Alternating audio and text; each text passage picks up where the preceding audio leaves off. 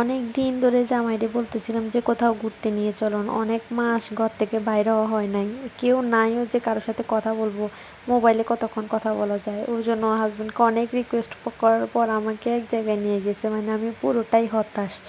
কোথায় নিয়ে গেল, তো চলুন আজকে শেয়ার করি যে আমার হাজব্যান্ড আমাকে একদম শখ করে কোথায় নিয়ে গেছে। তো এর জন্য আমি রেডি হয়ে সিঁড়ি দিয়ে নেমে গাড়ির সামনে চলে আসছি। তো গাড়ির সামনে আসার পর আমি ভাবছিলাম যে পাশের সিটে বসবো, হাজব্যান্ড হাজব্যান্ড গাড়ি চালাবে, একটু লং ড্রাইভে যাব, কিন্তু হাজব্যান্ড বললো যে কি না, বসা যাবে না, ড্রাইভার আছে। তো এই জন্য আর বসি নাই, পিছনে সিটে বসলাম। তো এরপর আমার চলতে চলতে একটু খিদা লেগেছে, তো হাজব্যান্ড এগুলো এনে দিল। তো খেলাম। খাওয়ার পর আমি রাস্তাঘাটগুলো দেখছিলাম, তো ওই জন্য ভিডিও করেছিলাম একটু, ভালোই লাগছিল।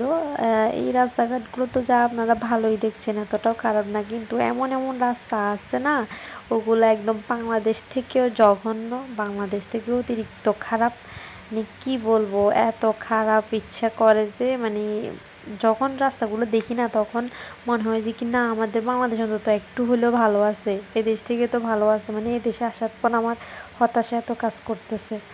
তো দেখতে পাচ্ছেন পাহাড়ি রাস্তাগুলো অনেক, এটা আমরা এখন পাহাড়ের সর্বোচ্চ চূড়ে আছি মনে হয়, এখান থেকে পড়লে একদম মৃত্যু নিশ্চিত, অবধারিত, লাশটাও খুঁজে পাওয়া যাবে না, অনেক উপরে আছি আমরা। তো এরপর আর একটু রাস্তা শ্যুট করতেছিলাম, তো পাশে আমার হাজব্যান্ডও, আমি যখন ভিডিও করতেছিলাম আমার হাজব্যান্ডও ভিডিও করতেছিল, আমাকে দেখাই যে উনিও ভিডিও করতে পারে। তো আমি পরে ওনার মোবাইলটা সামনে নিয়ে একটু দেখলাম যে ওনার ভিডিও কোয়ালিটিটা আর আমার ভিডিও কোয়ালিটিটা কীরকম।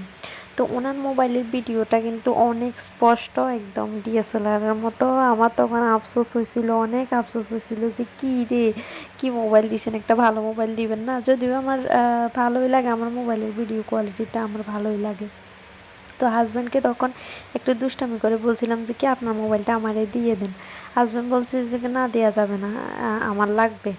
তো এরকম দুষ্টামি করতে করতে চলে গেলাম। তো এটা হচ্ছে একটা দোকান, ওনাদের একটা দোকান, কয়েকটা দোকানের মধ্যে আমাকে একটা দোকানে নিয়ে গেছে। তো আমি তো একদম কি বলবো না বলবো, আমি বলছি কি দোকানে আসার দরকার কি, আমাকে একটু লং ড্রাইভে নিয়ে গেলে তো হতো, কি জন্য আমাকে দোকানে আসি, এসব হান্ডি পাতিল দেখাইতেছে, মানে হাঁড়ি পাতিল এটা সেটা, যেটাই হোক। তারপর আমি কিছু জিনিস নিয়ে এসেছি, যে আমার এগুলো লাগবে লাগবে এগুলো বলে নিয়ে এসেছি, যদিও এতটা লাগে না, তারপরও মানে কোথাও গেলে বাঙালির অভ্যাস তো কোথাও গেলে কিছু না কিছু আনবেই। ওই জন্য আমিও গ্লাস, বাটি সেট, কি কি জানি নিয়ে এসেছি, ভালো লেগেছিল ওই জন্য। তো অনেকক্ষণ ওনার দোকানে ছিলাম, দোকানে সব কিছু দেখছিলাম। তো ভাবলাম যে আপনাদের কাছে ভিডিও করে দিই।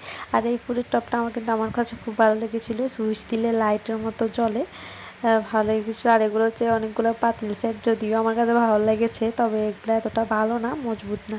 তো সব কিছু যখন দেখা হয়ে গেছে তখন এভাবে হাঁটি হাঁটি পা করে বাইরের পরিবেশটা দেখছিলাম। তখন প্রায় একদম রাত 8টা বেজে গেছে। তো বের হয়ে গেছিলাম দোকান থেকে বাড়িতে যাওয়ার উদ্দেশ্যে। তো আজকের ভিডিও পর্যন্ত, আল্লাহ হাফেজ সবাইকে।